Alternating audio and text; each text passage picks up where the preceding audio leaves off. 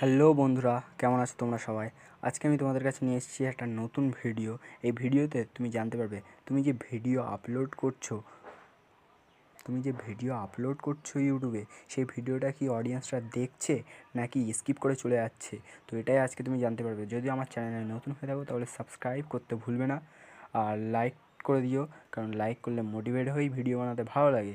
কমেন্টে বলো যে তোমাদের আর কি জানার ইচ্ছা আছে, আমি সেই ভিডিও নিয়ে আসার চেষ্টা করব। তো তোমাকে প্রথমে ওয়াইটি স্টুডিও ওপেন করে নিতে হবে। এই চ্যানেলটা গ্রো করেনি, তোমাকে প্রথমে অ্যানালিটিতে চলে যেতে হবে। অ্যানালিটিতে যাওয়ার পর তুমি কন্টেন্ট বলে একটা অপশান দেখতে পাচ্ছ, এই কন্টেন্টের মধ্যে তোমাকে যেতে হবে।